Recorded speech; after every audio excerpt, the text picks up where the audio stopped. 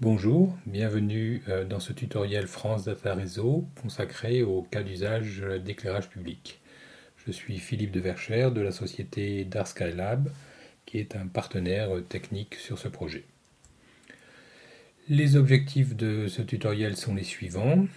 Tout d'abord, comprendre le format intermédiaire FDR pour les données d'éclairage public.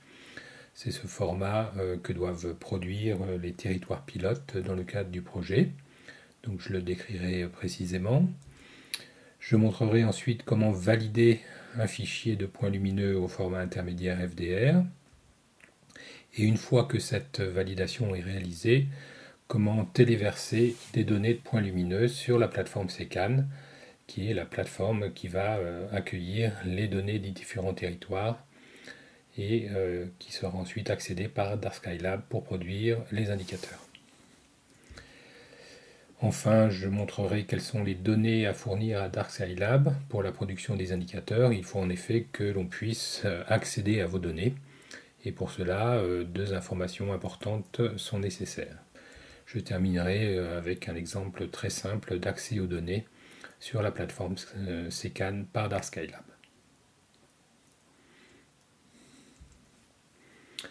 Avant de commencer, deux URL très importantes. Tout d'abord, celle qui mène au journal de bord France Data Réseau. Ce journal de bord est très important puisque pour le cas d'usage d'éclairage public, c'est là où vous trouverez les comptes rendus d'ateliers et de réunions, le modèle de données, donc pour le format intermédiaire des données d'éclairage public. Donc tout est détaillé de manière précise dans cette page. Et au moindre doute, il faut s'y reporter, puisqu'a priori, le format d'éclairage public est bien formalisé, mais il peut y avoir des petites évolutions. Et enfin, la méthodologie qui décrit l'architecture, comment effectivement les données sont mises sur la plateforme SECAN, quelles sont les conventions et comment elles sont accédées. Et en particulier, il y a deux sections importantes dans cette page. Une section consacrée à la validation des fichiers au format intermédiaire et une section consacrée au téléversement des données sur la plateforme SECAN. Et c'est ce que je vais décrire de manière précise dans ce tutoriel. La deuxième URL importante, c'est celle qui donne accès à la plateforme SECAN elle-même, où les données sont entreposées. Alors, pour accéder à cette plateforme, il faut que vous ayez bien sûr un identifiant et un mot de passe que vous devez posséder en tant que territoire. Et en ce qui concerne Dark Skylab, nous possédons un espace et vous voyez que dans cet espace, il existe à ce jour deux jeux de données. Et dans le cadre de ce tutoriel, j'utiliserai donc l'organisation Dark Skylab pour téléverser un fichier de test de points lumineux. Commençons donc par la description du format intermédiaire FDR. Les données de points lumineux sont fournies dans un fichier CSV, au format CSV, et ce fichier CSV, qui est un fichier textuel, possède 20 colonnes exactement, et vous avez dans ce tableau la description de chacune des colonnes. Les noms de colonnes sont fournis dans la colonne de gauche, et ceux qui sont surlignés en jaune sont obligatoires. C'est-à-dire qu'il doit forcément y avoir dans les fichiers CSV des valeurs associées à ces champs INSEE, sirène, X et Y. Tous les autres champs sont optionnels, même si bien sûr on cherche à avoir le maximum d'informations associées aux points lumineux d'éclairage public. Une description de chaque champ est fournie dans la colonne centrale, et enfin le type de chacun des champs est fourni dans la colonne de droite. Ça peut être soit des chaînes de caractères, soit un décimal, soit un entier, soit des types énumérés, ou alors des expressions plus complexes, j'y reviendrai juste après. Alors, quelques précisions importantes concernant le format intermédiaire. Il doit être fourni en encodage UTF-8, c'est-à-dire que au moment de la production du fichier CSV, il est recommandé d'utiliser cet encodage de manière à simplifier ensuite les accès. Normalement, tous les éditeurs de texte et tous les progiciels permettent de choisir l'encodage des fichiers CSV de sortie dans un contexte de données de points lumineux. Le séparateur utilisé entre les différents champs et la virgule. Ça, c'est un point très important. Avec les versions d'Excel françaises, Microsoft Excel, le séparateur entre les champs est par défaut le point-virgule, mais il a été décidé au niveau de FDR d'utiliser la norme qui est d'utiliser la virgule comme séparateur entre les champs. Donc ce point est important. Si jamais vous avez des fichiers de données avec des points-virgules plutôt que des virgules, pour le séparateur de champs, je montrerai dans le slide suivant comment facilement faire une transformation. Donc comme vous le voyez, les noms de colonnes doivent être sans espace, sans majuscule et sans accent, en utilisant le caractère souligné pour rendre ces noms plus visibles. Donc ils sont définis dans la colonne de gauche. Le séparateur décimal, par exemple pour les latitudes, longitudes ou les champs XY, le séparateur décimal est le point. Là aussi, si vos fichiers utilisent la virgule comme séparateur décimal, il existe des manipulations simples pour effectivement transformer le séparateur décimal en un point. Si vous avez des valeurs multiples dans un champ de texte, il faut utiliser le point-virgule pour séparer ces valeurs multiples. Si un champ de texte contient une virgule, il doit être entouré de guillemets doubles, sinon effectivement ça peut induire en erreur le système qui va traiter les données, puisqu'il considérera qu'il y a un champ supplémentaire. Et enfin, les coordonnées XY, ça c'est un point très important, doivent être fournies dans le système de référence géographique Lambert 93. Il existe de nombreux systèmes, et pour la France métropolitaine, la norme est d'utiliser le CRS, le système de projection Lambert 93. Il est recommandé malgré tout de fournir dans les fichiers de données la latitude et la longitude, puisqu'on verra que sur la plateforme SECAN, cela permet de visualiser la localisation des points lumineux. Si jamais vous avez des fichiers de données où le séparateur entre les champs est le point-virgule et le séparateur décimal la virgule, vous pouvez très facilement modifier ces fichiers de données à l'aide d'un simple éditeur de texte. L'éditeur recommandé gratuit Notepad++ est très facile à utiliser. Vous pouvez l'installer en toute confiance et dans un environnement Windows. Et vous ouvrez donc votre fichier CSV avec Notepad++, CTRL-H pour ouvrir la boîte de dialogue de remplacement. Et vous commencez par remplacer toutes les virgules dans le fichier par des points, donc le séparateur décimal. Et ensuite, vous remplacez tous les points-virgules par des virgules pour le séparateur de champs. Donc c'est très simple. Les types énumérés, donc qui sont en vert dans la colonne de droite, il y a deux types énumérés. Le type de la source, et donc ce que l'on demande dans le format intermédiaire, c'est de se ramener systématiquement à l'ensemble des types qui sont donnés sur la gauche du slide. Et il est facile de reconnaître les abréviations associées aux différents types de sources. Tout ça est dans la documentation sur le journal de bord, mais vous voyez donc qu'il y a un identifiant pour des systèmes LED, du sodium haute pression, sodium basse pression, iodium métallique, ampoule à incandescence, halogène, tube fluo et fluo compact que l'on différencie, vapeur de mercure, qu'on appelle aussi ballon fluo, induction, lampe au xénon, AU pour autre, et XX pour type de source inconnue. ce qui est équivalent d'ailleurs à ne pas avoir d'entrée dans le champ type de source XX, est donc la même chose que ne rien avoir du tout. Les types énumérés, éclairage adaptatif, donc NA c'est non applicable, LUM c'est donc basé sur la luminosité, donc un déclenchement automatique par la luminosité. DTP c'est la détection de présence. ACT c'est une action, par exemple un interrupteur, et AU c'est autre pour d'autres systèmes d'éclairage adaptatif et de déclenchement des points lumineux.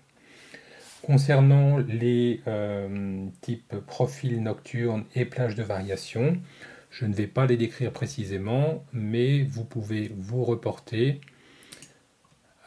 au modèle de données. Et dans le modèle de données, vous avez une description précise des profils nocturnes. La syntaxe, c'est des chaînes de caractères. La syntaxe est définie de manière extrêmement précise. Vous avez même l'expression régulière qui correspond à la syntaxe du profil nocturne, qui est effectivement assez complexe, mais qui dans les faits est assez simple à exprimer. Donc si vous souhaitez faire une vérification vous-même de la bonne syntaxe de vos profils nocturnes, vous pouvez utiliser cette expression régulière.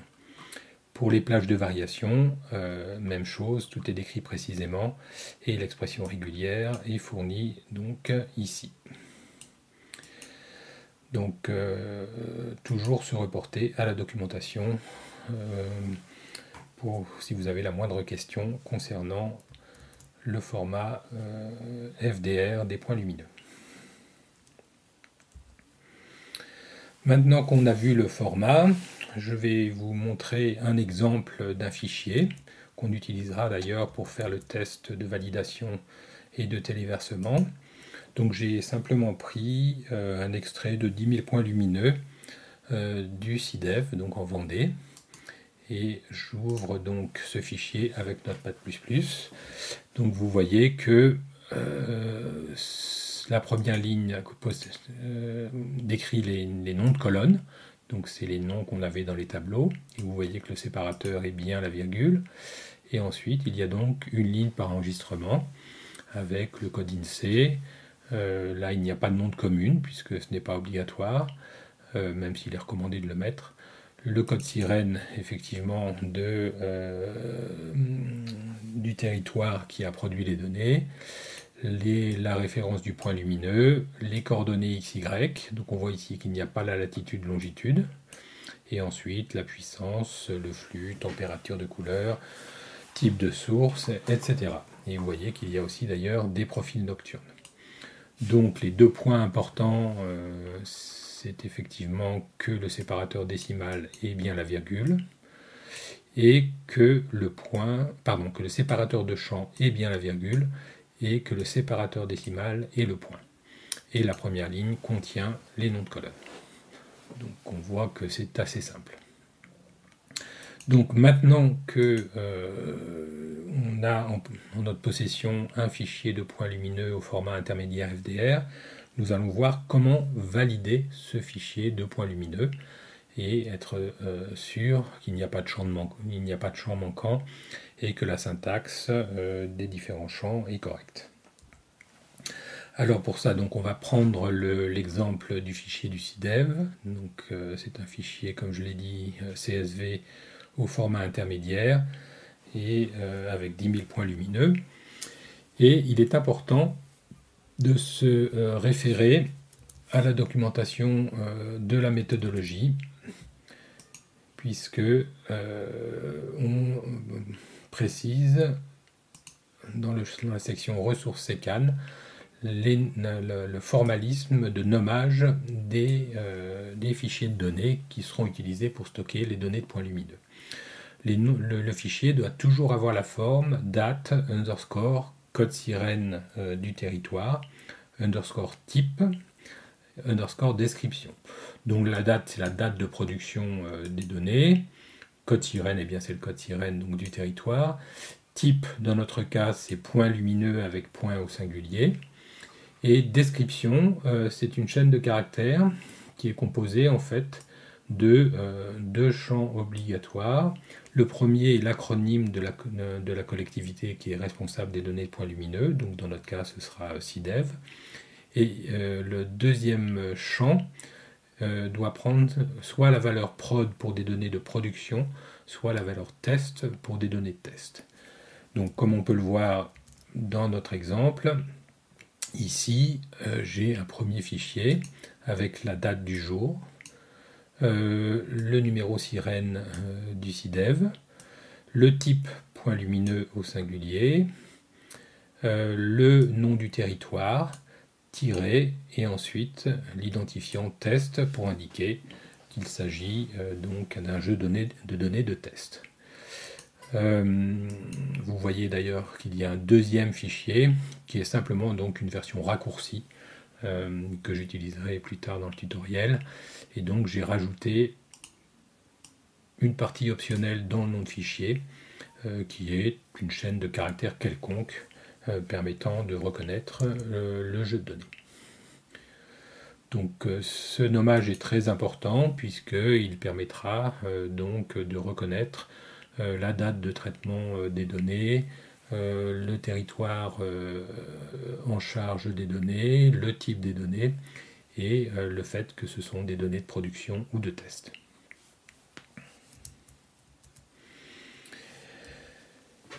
Donc ensuite, comme je l'ai dit tout à l'heure, la méthodologie de validation du fichier CSV est décrite dans la section validation des fichiers au format intermédiaire de la page méthodologique du journal de bord.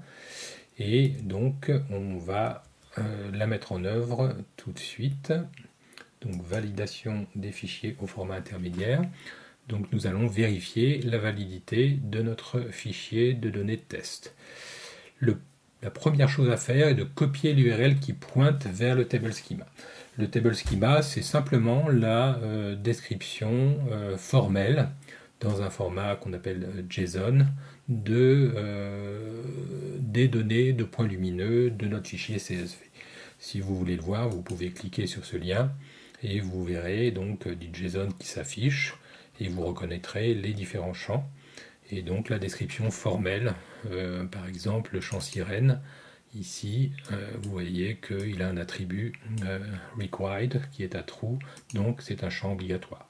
Vous avez aussi donc une description de ce qu'est le champ dans la liste des champs.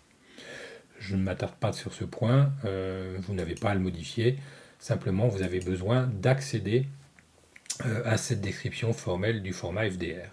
Donc pour ça, vous faites simplement un clic droit, comme indiqué, sur cette URL, vous copiez l'adresse du lien, et ensuite on va utiliser un outil de Open Data France qui s'appelle Validata, et où vous allez déclarer le table schema, donc la description formelle du format intermédiaire FDR, et où vous allez pouvoir téléverser votre fichier de points lumineux. Donc je clique simplement sur Validata. Je vais dans le dernier champ schéma à la carte et là je fais un coller en fait de l'URL qui contient la description JSON du table schema. Vous cliquez le bouton valider un fichier et là vous allez donc choisir le fichier que vous voulez vérifier localement sur votre ordinateur. Et en l'occurrence, on a dit qu'on voulait vérifier donc notre fichier test SIDEV qui contient 10 000 points lumineux. Voilà, il est déclaré et vous n'avez plus qu'à cliquer le bouton valider le fichier.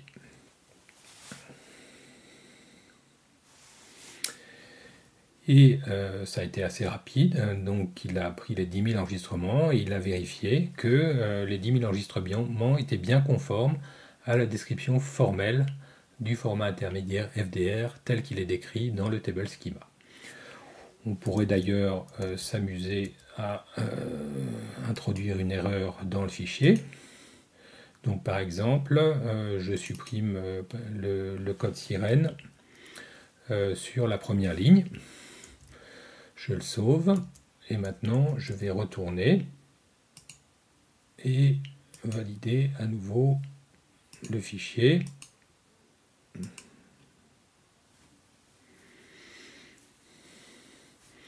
Et là, vous voyez qu'une erreur est reportée, fichier invalide. Et effectivement, il reporte une cellule vide sur la première ligne. Et on voit que la valeur sirène doit être enregistrée pour le fichier de données. Donc je vais remettre. Et voilà, donc c'est très simple, hein. Pour résumer, tel que c'est décrit dans la page méthodologie du journal de bord, vous copiez l'URL du table schema, vous allez sur le site Validata, vous vous déplacez à la fin de la page dans schéma à la carte, vous collez l'URL du table schema, vous choisissez un fichier et vous le validez. Voilà donc pour la partie validation des fichiers au format intermédiaire. Une fois que les données CSV sont validées, eh bien, il faut les mettre à disposition pour pouvoir calculer les indicateurs et donc il faut les téléverser sur la plateforme SECAN. Donc les étapes pour le téléversement des données sont assez simples. Tout d'abord, si c'est nécessaire, s'il n'a pas déjà été créé, il faut créer ce qu'on appelle un jeu de données sur la plateforme SECAN. Un jeu de données dans le langage SECAN, c'est grosso modo un container qui va contenir des ressources, et ces ressources sont les fichiers de données de points lumineux. Il y a une syntaxe précise qui est recommandée pour nommer les jeux de données dans la plateforme SECAN pour les points lumineux. Donc vous pouvez vous reporter à la méthodologie. Dans la section jeux de données de SECAN, on indique comment nommer les jeux de données. Et il est recommandé d'avoir une syntaxe pour les jeux de données de test et de les séparer des jeux de données de production. Donc pour le territoire CIDEV, le jeu de données pour les tests sera appelé test.lumineux CIDEV et pour les données de production, il sera appelé production.lumineux CIDEV, tout simplement. Donc on va le faire. Je vais le simuler depuis mon organisation Dark Sky Lab. Donc je me rends sur la plateforme SECAN et je vais donc créer un nouveau jeu de données que je vais appeler test.lumineux CIDEV. Donc pour ça, il suffit de cliquer le bouton Ajouter un jeu de données. On va donc le nommer test.lumineux CIDEV. On peut mettre une description, une courte description.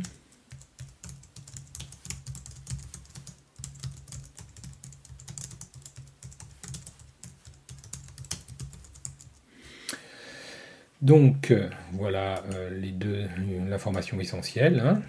Je reviens sur mon transparent. Il faut donner un mode de visibilité privé. En effet, vous pouvez considérer que ces données ne doivent pas être partagées publiquement. Dans ce cas-là, on va donner le mode de visibilité privé, qui est le mode par défaut. Et on verra tout à l'heure comment vous pouvez donner une clé à Dark Sky Lab pour qu'ils puissent malgré tout accéder à ces données, même si effectivement leur visibilité est privée. Ensuite, une dernière chose, pour le jeu de données, il faut créer ce qu'on appelle un custom field, qui est en fait un tag qui va être mis sur le jeu de données qui permet de repérer son type. En l'occurrence, ce custom field aura pour nom fdr_k_usage et il prendra la valeur éclairage public. C'est donc un couple clé-valeur qui se définit ici. Et on peut d'ailleurs mettre plusieurs custom fields. Et là, on appelle donc fdr_k_usage. Et donc, on lui donne la valeur éclairage public. L'intérêt d'ajouter ce couple clé-valeur, ce custom field, c'est que ça permettra automatiquement à l'infrastructure CKAN et à Dark Skylab de retrouver les jeux de données qui ont trait au cas d'usage éclairage public. Donc voilà, ces trois informations fondamentales sont rentrées, le titre, le mode de visibilité et la clé FDR cas usage. Et donc maintenant, on va pouvoir créer le jeu de données et ajouter des données, des ressources qui sont les fichiers de données de points lumineux. Donc je clique le bouton Next.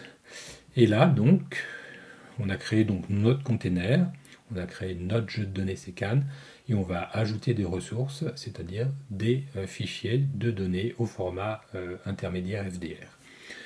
Donc, on clique le bouton Envoi qui permet de téléverser notre fichier de points lumineux.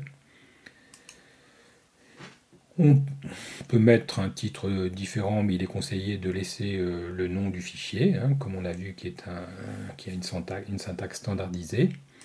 Et on peut mettre un petit commentaire.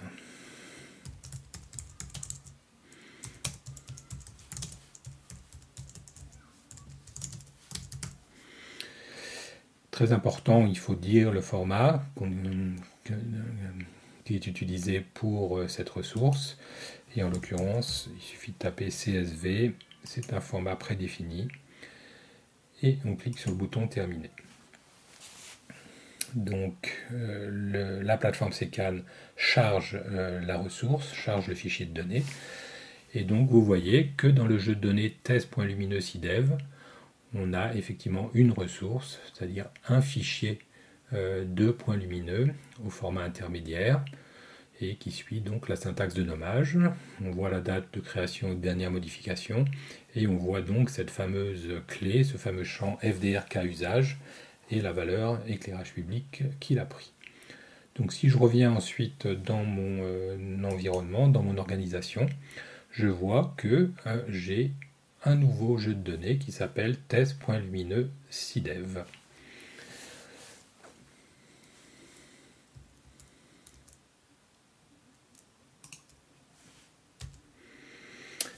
Donc le dernier point, je l'ai déjà fait, je vais ajouter une ressource, c'est-à-dire un fichier de points lumineux. Donc maintenant que les données ont été téléversées sur la plateforme CKAN, il est important de donner un accès à ces données à Dark Skylab de manière à ce que l'on puisse produire les indicateurs qui seront associés aux données de points lumineux. Donc en particulier la carte de nuisance lumineuse.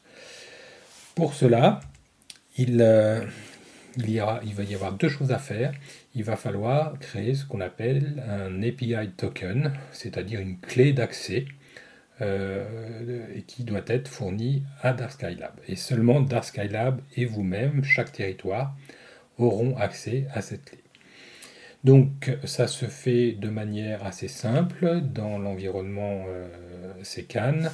Il faut commencer par cliquer son nom d'utilisateur en haut de l'écran, aller dans l'onglet API Token, donner un nom à l'API Token que l'on crée. Un API Token, ça donne accès aux ressources de l'ensemble du profil utilisateur. Donc à l'ensemble de l'organisation.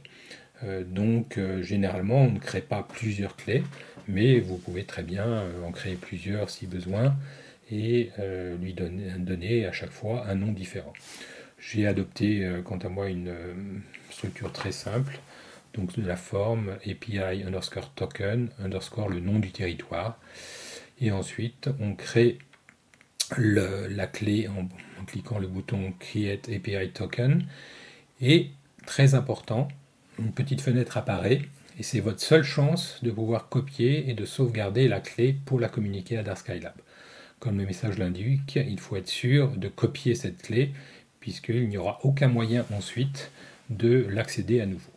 Et on peut la copier en cliquant le petit bouton copier qui est à côté de la clé. Donc je vais le faire dans mon environnement.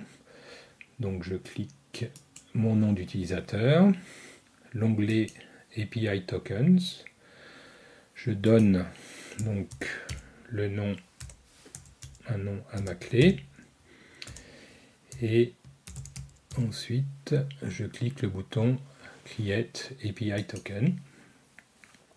Et vous voyez donc cette fameuse petite fenêtre qui s'affiche et qui ne s'affichera qu'une fois. Si vous rafraîchissez la page, elle disparaîtra. Et donc, il est très important de copier la clé et ensuite de la sauvegarder dans un éditeur de texte, par exemple, de manière à pouvoir la communiquer dans un email ou dans un fichier à Dark Scilab. Et donc, vous voyez que ici, j'ai créé deux clés. Une clé que j'utilise pour mes tests et donc la clé que je viens de créer, API Token CDEV, pour donc pouvoir accéder aux données du jeu de données CDEV. Donc ça, c'est la première information qu'il faut communiquer à Dark Scilab. C'est l'API token qui permettra à Dark Scilab d'accéder aux données de manière transparente sans avoir un accès formel à votre environnement. La deuxième donnée à fournir à Dark Scilab, c'est le nom du jeu de données dans lequel vous avez mis vos données. Comment est-ce qu'on trouve ce nom ? On peut le déduire simplement, effectivement, si vous suivez la syntaxe qui est donnée dans la méthodologie. Et vous avez nommé votre jeu de données test.lumineux.cdev. Si ça avait été des données de production, cela aurait été production.lumineux.cdev. Et en fait, CKAN transforme automatiquement ce titre en une partie d'URL pour accéder aux données. Et c'est cette chaîne de caractères, qui peut être déduite d'ailleurs du titre, qui est nécessaire à Dark Scilab. Alors comment est-ce qu'on la trouve ? Il suffit d'aller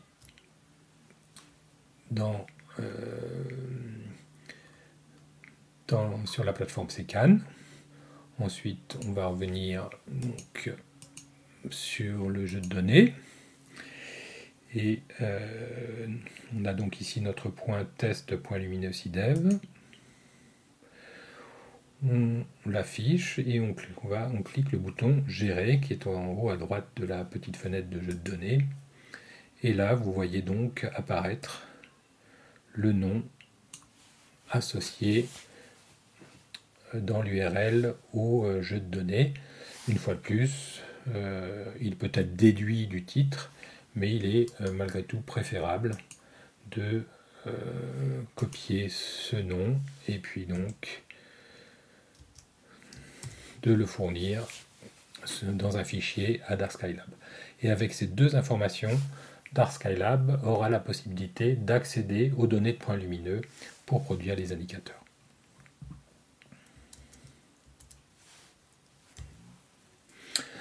Donc juste pour terminer, je vais vous montrer donc un tout petit programme qui a été écrit par Dark Scilab qui permet de découvrir par exemple des ressources et de compter des enregistrements. Donc plus tard, ce programme bien sûr permettra de produire automatiquement les indicateurs. Donc pour ça, on a une invite de commande et cet utilitaire est écrit en Python. Et donc vous voyez que on appelle donc ce petit programme Python avec une commande list et puis le nom d'une organisation. En l'occurrence, là j'ai pris donc l'organisation Dark Scilab, mais bien évidemment j'utiliserai les noms d'organisations qui auront publié des données pour accéder à leurs données. Donc là le script en fait accède à la plateforme CKAN et découvre un jeu de données qui s'appelle test.lumineux qui contient 3 ressources, c'est-à-dire 3 fichiers de points lumineux. Là, un jeu de test du SDEG en Haute-Garonne, un jeu de test du syndicat d'énergie dans le Var et un jeu de test de données du Puy-de-Dôme, qui chacun possède un ID sous forme d'une chaîne de caractères qui permettront ensuite d'aller explorer plus avant les données. Juste pour terminer, donc une deuxième commande qui est une commande count, où je vais là transférer les données depuis les fichiers de ressources et compter le nombre de points lumineux.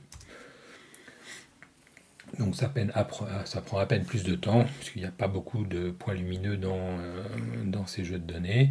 Et donc vous voyez que le jeu de test SDEC contient 100 points lumineux, le jeu de test du Var 3232 et le jeu de test du Puy-de-Dôme 300. Et donc dans les semaines à venir, ce programme sera bien sûr enrichi de manière à produire les indicateurs qui seront ensuite réinjectés sur la plateforme SECAN. Voilà, merci pour votre attention. Si vous avez la moindre question ou si vous souhaitez avoir plus d'informations sur la façon donc de produire et de téléverser et de vérifier les jeux de données d'éclairage public, n'hésitez pas à me contacter à l'adresse philippe@darkskylab.com. Merci.